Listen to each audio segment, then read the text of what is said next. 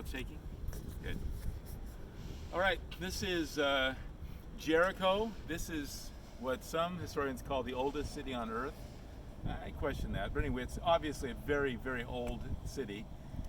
This is the old city. This marks the tell. The tell, of course, is a mound of one city after the other that was built in this location. This is where Joshua, in about 1410 BC, marched his armies around the city one time a day for 6 days, and on the seventh day, 7 times, adding up to a total of 6 and 7, that's 13 times, and then blew the trumpets, the men blew the trumpets, and the walls collapsed. They fell not in but out. Now what's interesting is that according to David Rahl in his book, Pharaohs and Kings, this high point is the last remnants of a Middle Bronze Age city, and that would have been the city that Joshua and his troops conquered. Joshua, of course, conquered the city as the Bible said.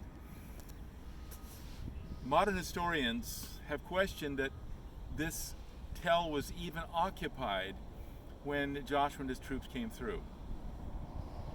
That was based, by the way, on an errant date set by Jean-Francois Champollion, who was, by the way, the man who broke the what code is that? I'm trying to what is the code? Anyway, he's the one who basically broke the code for Egyptian hieroglyphics. And because he did this, people have tended to trust his judgment. Well, he made a strategic error in that he identified a king of Egypt, mentioned in 2 Chronicles 12:2, named in the Bible, it's Sheshach. He identified it incorrectly as Shoshank.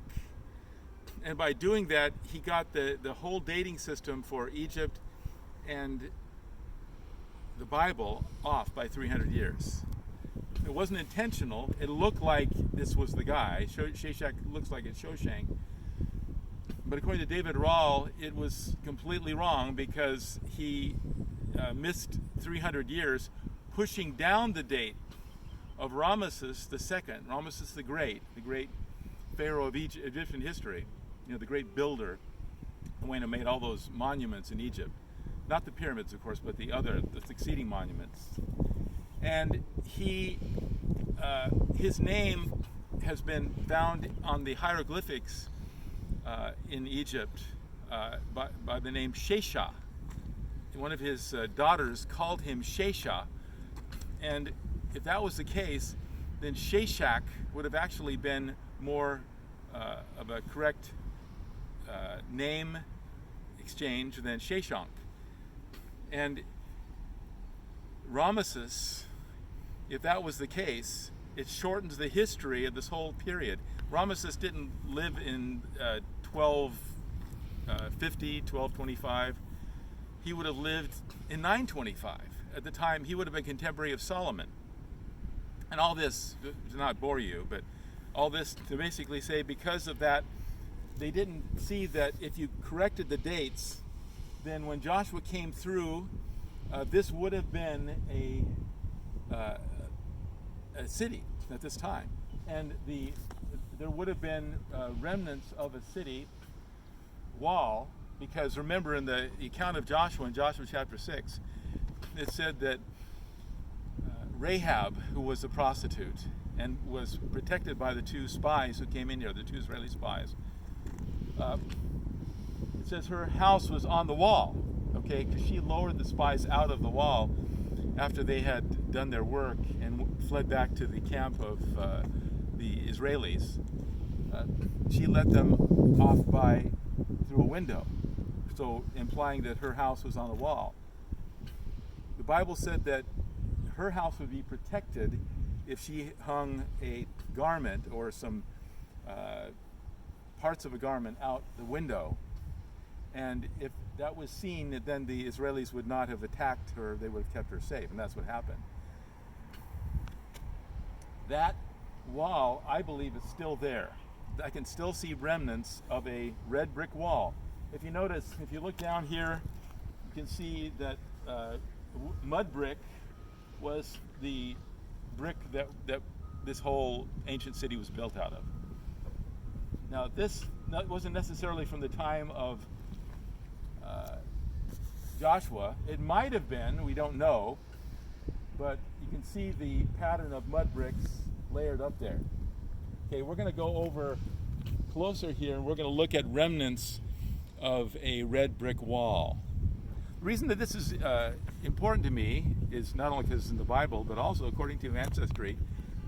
My 106th great-grandmother happened to be Rahab, the harlot.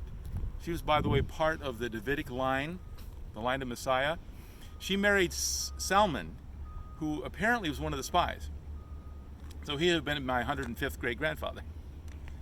It's interesting how in the Bible, even the worst of people, Rahab the harlot, she was a prostitute, could be redeemed and be made part of the covenant people. It was the case. Rahab was one of the ancestors of King David. And this is borne out, by the way, not only by the Old Testament, but also in Matthew chapter 1. It names Rahab the harlot as one of the ancestors. But anyway, she would have been part of this city, and her house would have been along this wall that is now covered by all of this mud, much of which, by the way, has probably come from the decomposition of the wall itself over the last 3,500 years. Now we're going to go to another location and we're going to talk some more. Take it on.